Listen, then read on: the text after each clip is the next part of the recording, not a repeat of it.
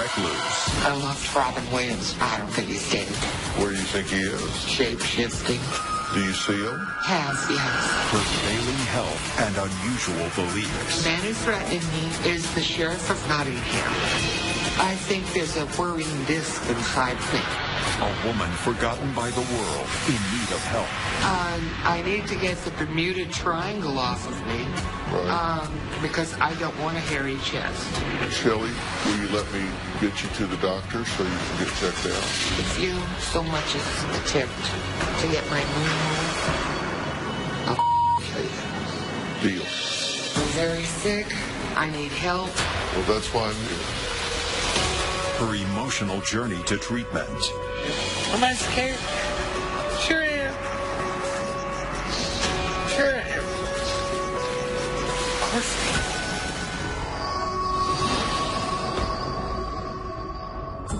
am. Shelley Duval is best known for starring alongside Jack Nicholson in the horror movie classic The Shining, and for playing Popeye's skinny girlfriend Olive Oyl in the movie Popeye.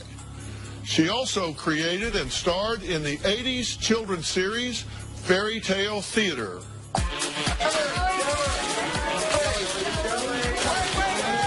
This is a real thrill. It's very exciting. I love being a part of it all. It's good to be in a film that everybody likes. You like her, don't you? What's not to like? Ace Award winner for children's programming, Shelley Duval. This was my first experience in animation, and oh gosh, there is so much work that goes into it. But for more than a decade, the once iconic actress has been living a life of almost complete isolation, far away from the bright lights of Hollywood. The former starlet, famous for her quirky and waif-like appearance, is unrecognizable, and she has withdrawn more and more from mainstream society. Take a look at Shelley and how she appears now as her health has deteriorated across the last decade. They've confiscated my car. They foreclosed on it. There's no reason to age, okay? I'm not liquor. I'm not hard liquor. Although maybe I should have been. They look a lot better. At times, Shelley expresses some very unusual beliefs, such as that the late actor Robin Williams is still alive, and that someone has changed her appearance in the middle of the night, and further, that she has recording devices implanted inside her body. This exclusive interview chronicles our battle to help Shelley Duval. Will she be open to getting some much-needed professional help? This was a woman forgotten by the world, and we just could not walk away from her. Well, hi, Shelley. How are you? Tell them to stop the heavy leg thing or I'm going to walk out. Oh, tell them to stop what? The heavy hip thing. Okay. Tell them to turn it off at the front desk. Okay. Right now, Cameron. All right. Sarah, will you tell them to turn it off? Yes. Okay, great. How are you? Have a seat. You got a heavy grip there. I'm a strong Texas boy. Are you really? I didn't know you were Yes. from Texas. Have a seat. It's like, I'm You not really, I haven't You brushed have, my hair. you have a table where you can put stuff down there if you want to. The shoulder shot. Yeah. It's so good to meet you. I need help. Well, that's why I'm here to talk Someone to you. did that. Hi, cameraman. Well, take a minute, take a deep breath. Where do you live? Do you live around here? Or you wouldn't be here. Well, I mean, do you live in town or out of town? I live just outside of town. How long have you lived here? You know, you'd be a great Roosevelt. You've been here a long time? You would. Do you miss making movies? Yes, very much. Is it fun? I love film. I'm a huge fan. Thank you. I'm a huge fan of yours. What keeps them together? Mutual attraction. Well, it's fairly romantic. Loved working. You were a very funny comedian as well. You have a great sense of humor. Well, you have to in my business. Well, of course. Yeah, of course you do. But I didn't plan on, reaching 52 pickup age What you said And, that you God. need help. Help? I need help getting back to my house that I never should have left because it was my homestead. Yeah. Despite whoever lived there before me, it became my house when I purchased it. How do you feel health-wise now? Health-wise, I need to get the Bermuda Triangle off of me Right. because I don't want a hairy chest, Right. Potter or otherwise. Right. And I'm not a Kia pet. right. And are you in good health as far as like your heart and your lungs and everything? Are you fit? You know, damned if I do, damned if I don't. I mean, if I say I'm healthy, first thing they'll do is hurt me tonight. Who will hurt you? Whoever is in security or at the bank doing night work. Well, that's what I want. Who's doing off-duty police work in black and white? Yeah. Taxi? Well, that's what I want to help you with, because it sounds like you feel like you have some people that are trying to hurt This is you. okay right now. Good. But on the way in, past the front desk and all the way down the hall, it was very heavy legs. Buttocks, too. Very heavy legs. Yes, and buttocks. The man who's threatening me, threatened me to, he said, I'm gonna hang you up on the wall in my classroom. And who is this man? I don't know. Okay. But my guess would be he's been portrayed by either John Hurd or John Hurt or God, what is the other guy's name? Is it or Father Goose? It's very confusing, very disturbing to me because they started out with ground zero and 000. It's like when a nun at some place tells you, you're almost 000. And she meant it. And anyway, and everybody was already listening in on me, even from Santa Monica. How do you sleep at night? How do I sleep? Do you sleep okay? Very difficultly, no. I sleep with clothes and anything I can think of, like, to put behind me. Because they compromised my back, my spinal cord. They hurt my spinal cord. How do they do that? They did that with a hornet. And it's some kind of hornet that is, and I'm not calling Bette Midler a whore, and I'm not calling the group Chicago a whore. I'm just saying, here's this insect. It's about this long, inside measurements. And it's striped on the abdomen like a yellow jacket. How long's that been going on? It was only once. Oh, just one time? I was walking out in the front yard. It flew up my blouse and went to exactly the right vertebrae. It bit there, and it kept biting. It bit not only through and into the spinal cord, through in between the vertebrae. It likes cartilage. It likes cartilage. Is this still inside you now? Of course it is. Okay, so it's not, it hasn't exited in any way. It hasn't come out. Do you have an electron microscope? Tell me about joy in your life. The joy in my life has mostly come from watching the smallest life forms that are visible to the naked eye. I grew up with that TV series, didn't you? Are there times during the day that you're really happy? Well, not excessively. Although sometimes, no, I take that back. Sometimes I'm excessively blissful. And what are you blissful about? Well, when I realize something that's really wonderful. that the animals are sentient, for instance. The animals are what? Sentient. Uh-huh. S-E-N-T-I-E-N-T. Uh-huh. And do you have friends? No, I haven't really made friends here because if they tricked them out. So it's like that old saying, to your friends no secrets tell, for when your friend becomes your foe, your secrets everyone will know. Yeah. And the World Wide Web and the Internet have compromised not only most of our government, or all of our government, I'm afraid to say, but also our Defense Department. And that was always international.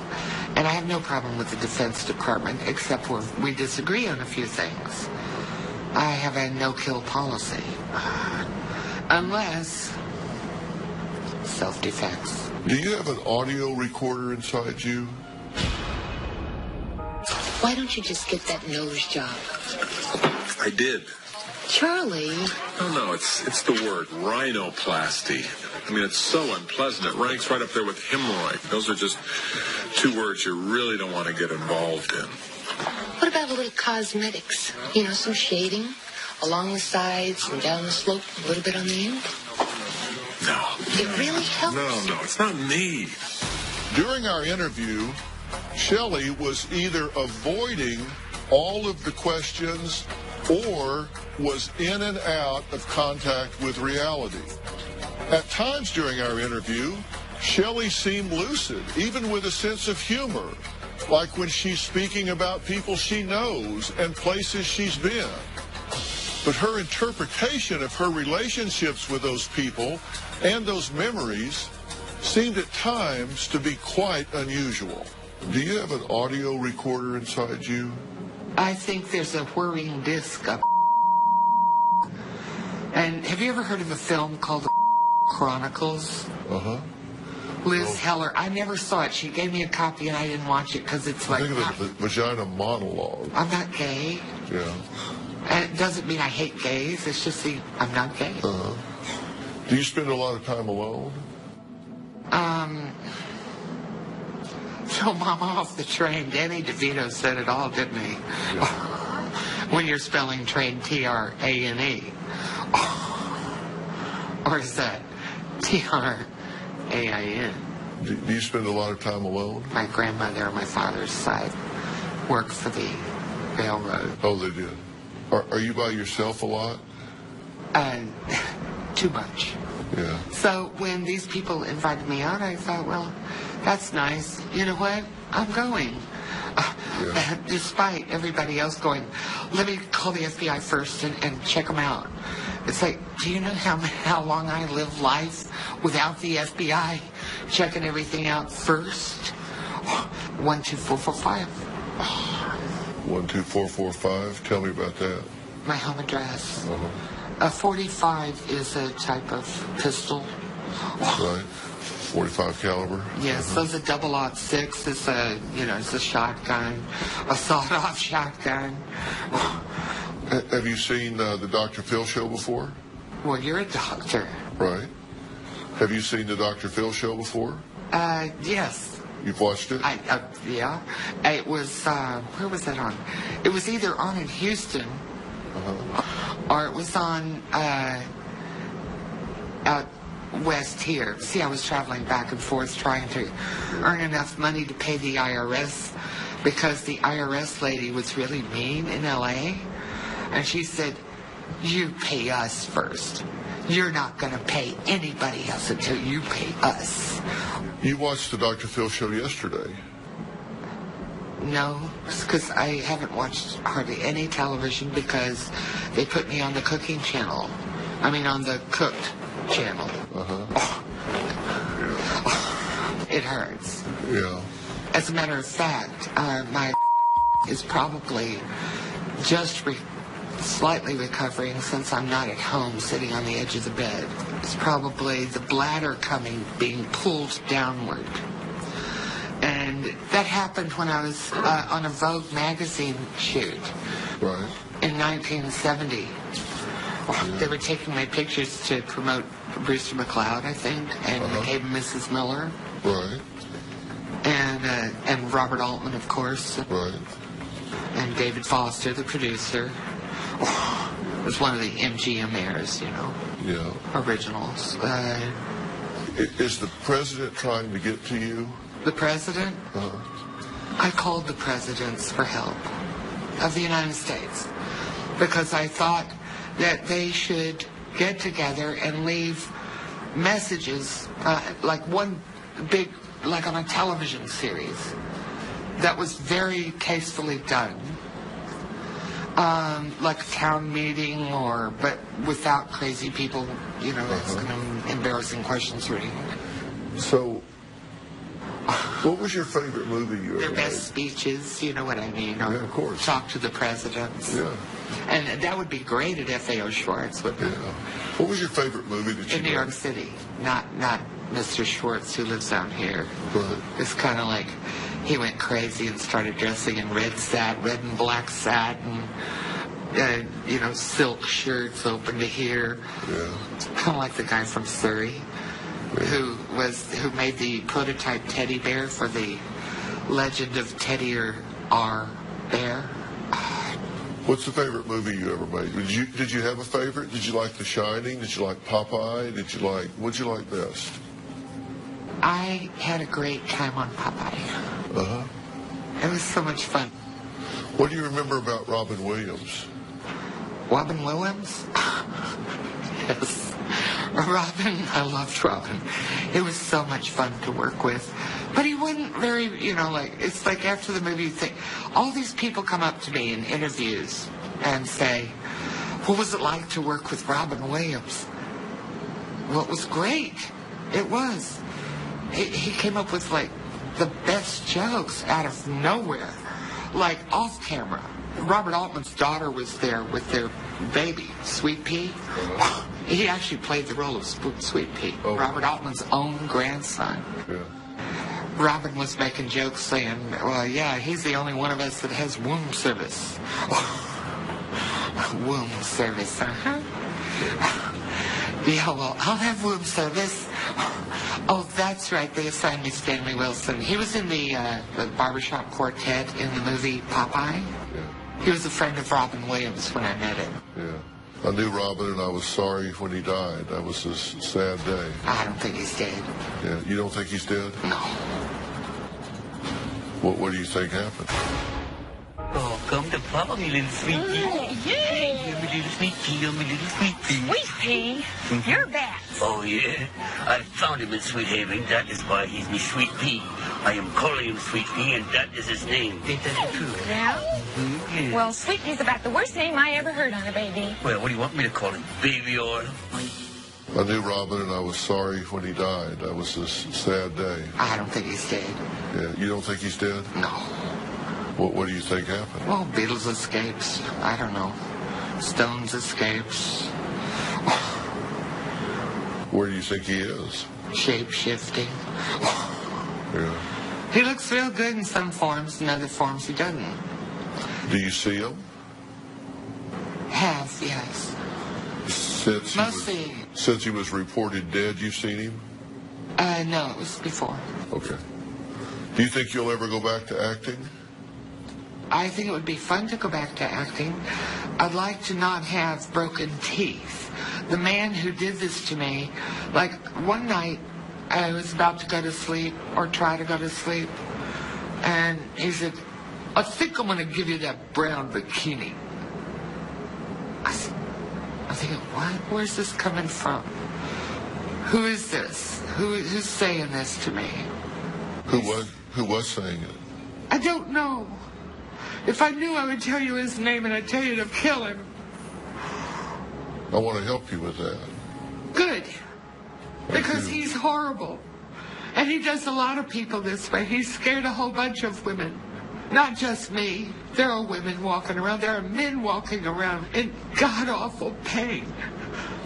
So much so that they cut him off. And recently, what he did to me All right, first they started with the bamboo under the fingernail and the disappearance of the moons on my fingernails. If you can get a close-up of that, that'd be great. I see that.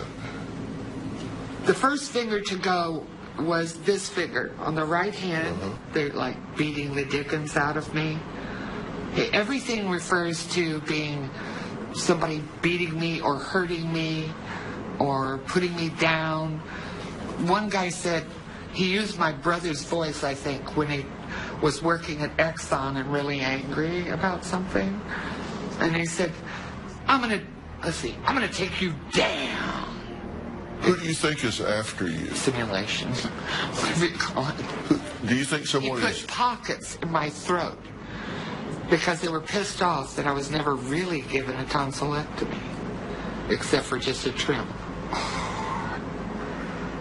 And he put pockets, and they call them hot pockets. You can go to any grocery store and get those things. Who do you think is after you? Who do you think's trying to hurt you or is hurting you? Somebody wants to take my place. Your place in the world? Me. But who is it? Probably someone who, just because my name is Shelley, and they can't get used to the fact that I'm a girl. I'm not Shelley Berman. Nor am I Shelley Hack or Shelley, what's her name, Winters. I don't want to be in the Titanic upside down. You know, what was that movie she did that she acted in? It wasn't the Titanic. It was this Poseidon Adventure, was it? During our interview, you'll notice what is called clang associations. Now, clang associations are when people group words together, usually rhyming words, even though the words don't have any logical reason to be grouped together. Clang associations may be present in patients that have a difficult time regulating thought. Now, here are some examples where Shelley did this. For example, I lived in 12445. My home address. A 45 is a type of pistol. I mean, just no ability to keep from going from one thought to another. Here, it was silver and white, but I think it was a silver lid. Now that I think about it, chrome. Mama, don't take my Kodachrome away. She just jumps from one thing to another and can't stop at all. I'm a girl. I'm not Shelley Berman, nor am I Shelley Hack or Shelley what's-her-name Winters. So she gets started on Shelley, and it just runs into some others. So it's just an inability of her to stop. Once she hits on a word, it triggers up another word and another word, even though they're totally unrelated. Do you think people believe you when you tell people these things? The people that are here believe me. And do you think this is happening to other people I think too? you do. Do you think it's happening to all other over yes, I think it's happening. It's already happened all over the world. It's the way it's been. Do you watch Jodie Foster movies? They did that whole series on me. Do you think that... Girl stuck down in the well. So you think this is happening to other people too? You think this is happening to other people too? That's how they scared that lady. The blonde lady. That's who? The blonde lady that works for you. Sarah? Yeah. What about her? That's Daniel Allen Gilroy's sister. Also, Judy King, a friend of mine who died, who had 5 children, all blonde, like she was. King, Judy King. So you think that's who that is? In Houston. Definitely. What do you think? I don't reckon. And also my cousin Paula, my first cousin. Well, she called me and said that she wanted me to help you. Can I talk about you for a minute? Hi, Lily. That's Lily Taylor. Lily Tomlin's line, or it might be Lily Taylor by now, for all I know. Can I be selfish and talk about you for a minute? While speaking to Shelley, it was quite clear that she's very intelligent, and very verbal. It was also apparent that she had a vivid imagination. Now, you've heard just a fraction of the over 63 people she mentioned in our interview.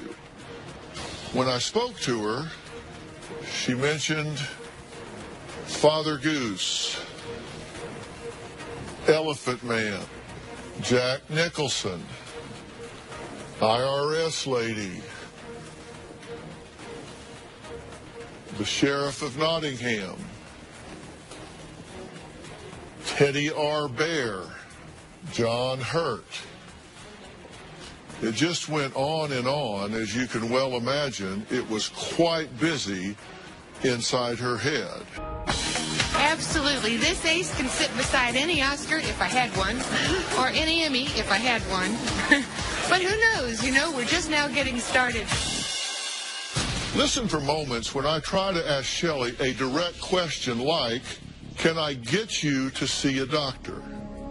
Shelley completely ignores the questions and takes off on a tangent, like a flight of ideas. Can I talk about you for a minute? Sure. See, I think... It wasn't me. I think you are living a pretty isolated life. And I think that you're scared a lot because people are hurting you. Not unreasonably so. It's not high anxiety. I want you to get checked out.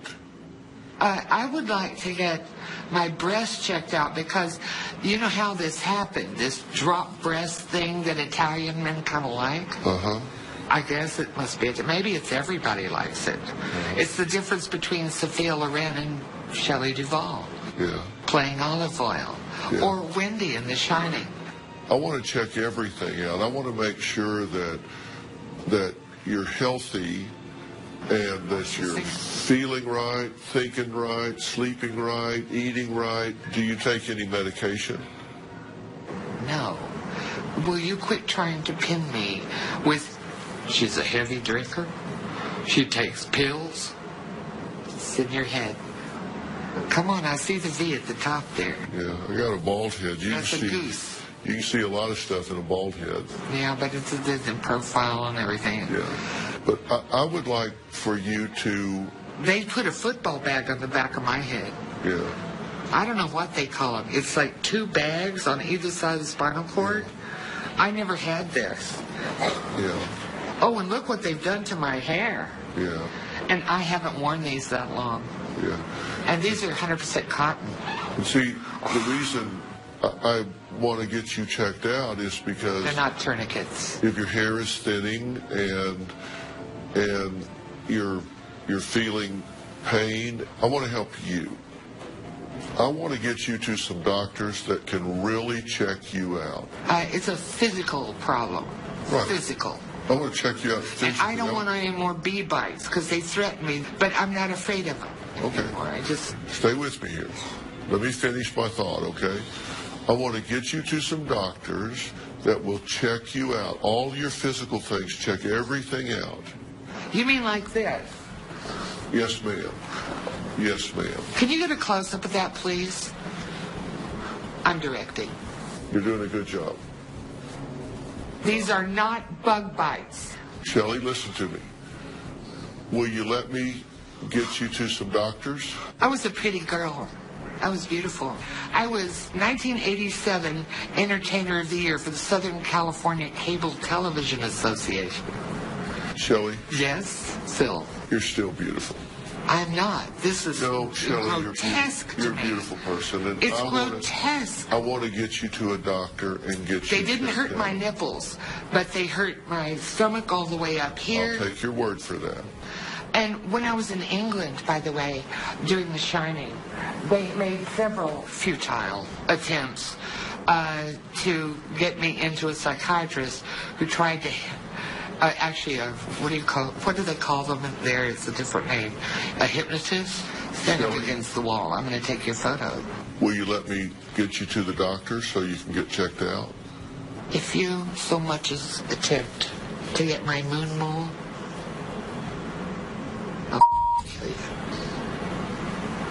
Deal. I'll leave it alone. Will you let me get you to some doctors and get your... Not as a prisoner, you're not. Oh, of course not. You can come and go anytime you want. What was wrong with the doctors I had? We haven't seen doctors for a good while. But I'd rather see my doctor than your doctor. Well, but I've got some really good doctors. You do? I do. Yeah? Can they fix this? They can. That's where a woman took a long Q-tip. She took this Q-tip and she dipped it in there. It was silver or white, but I think it was silver lid. Now that I think of it, chrome. Mama, don't take my Kodachrome away because I'm at the lid of my baby. Paul Simon, P.S. I love you. David Mamet. Are you a policeman? No, ma'am. Investigator? No, ma'am. Well, what do you do? I'm a doctor. With his own TV show. You're very sweet to talk to me now. I'm not diabetic. Let me tell you something that's important. Okay? Will you listen to me? Yeah, Tell you something sorry. important. I want to have you checked out by some really good doctors. I would like that. For free. I'll pay for If you it. promise me that they won't murder me, I promise you. because I don't want to be strangled or suffocated with a pillow. Shelley, I and two promise you pillows. they're not going to murder you. I promise you they're not going to smother you or strangle you. They're going to help you feel better. I'm going to get you some real doctors to really help you to check out your body, make sure everything is okay, get them to stop hurting you, get you some real rest, and get you to feeling better. And The man who's threatened me, I'm going to get rid of him. is the sheriff of Nottingham. Yeah, we're going to get rid of the You sheriff. see the movie? I The have. old one, the black and white? We're going to get rid of him. He's going away. So you trust that when I tell you that nobody's going to murder you, you trust that I'm telling you the truth. Okay? Started all about 3 years ago, and I always wanted to do Mother Goose's nursery rhymes. But the idea of how can we put a twist to it, do something different with it that hasn't been done before. But instead of just doing a musical, we'll do something with music in it, but that is rock and roll. And so the idea was born out of that, to have people from rock and roll play the parts, and some of them sing, or have comedians playing the roles, as in the case today with Gary Shandling and Terry Garr. So you trust that when I tell you that nobody's going to murder you, you trust that I'm telling you the truth. Okay? You better. Because I'm being your friend here. Will you accept this gift from me to get these doctors to check you out? And we'll make a deal that I won't let them murder you, and you make a deal that you'll let them check you out. I'm interested in a reversal. Back to exactly the way that I was, and I still want to be me. Exactly. But as if I never came here. Right. Although, remembering everything. I never want to forget this. Can we make a deal that I never we'll do want to that? forget anything, not one thing. Can we make a deal that we'll do Elephants that? have a very long memory. And if you do, I'll become Elephant Man, and I will come to get you. We'll make a deal that you'll get checked out, and I'll make a deal that they won't murder you. I mean, like, I don't want to be sick. I don't want to be depressed anymore. I don't want my eyelashes and my hair pulled out in a Triple Crown series. Not going to happen. I mean, how could Jan Harlan, executive producer on The Shining, how could Jan Harlan, Stanley Kubrick's brother-in-law, by the way, have come in Jack Nicholson's dressing room when Jack and I were just laying on the floor exhausted? No, we weren't having sex. No, we weren't about to have sex. No, we weren't interested in one another that way. But we are interested in talking. We're like, oh, really? I think you're going to feel a lot better after our doctors help you. After our interview, and with the support of her boyfriend and family, Shelley agreed to travel with a psychiatric nurse to a mental facility in Southern California. However, the journey from her home in Texas to the treatment center was incredibly difficult, if not almost impossible. So I get to the airport to accompany Shelley and the nurse on their flight to Los Angeles, and I'm just completely shocked that there's several police officers on the scene. She got out of the car. got upset and told everybody she was being molested. And then the police came, we called partner, we verified that we were traveling together. It would be important for us to get together. Once police understood the situation, we were able to get Shelley and the nurse on the very last flight. We're in Vegas, and we just arrived, and we had a very nice flight. And Shelley was great. She didn't ask to smoke. You know that I smoked all throughout the making of Fairy Tale Theater, Tall Tales and Legends. I'm not in need of psychiatric help just because I smoke cigarettes. I gotta go get this thing out of me, whatever it is, or this, whatever it is. I don't do drugs, but my skin is showing signs of really needing repair. And I hurt between the legs. I'm not Veronica. I'm Shelley Duval. My full name is Shelley Alexis Duval. Shelley, what's special about premiere night? Oh, it's a thrill. I mean, you worked hard on the picture, and everybody did. And it's nice to have one night where you could just really enjoy it and go ahead and say hello and hope you like it. You know, it's good to be in a film that everybody likes. Thank you. Thank you. What are your hopes for this trip to LA? That I can get back on my feet again. I can see some of the people I really admired in film and television. Just for old time's sake. I miss having my office. And I miss getting the shows together. I miss working on my own computer.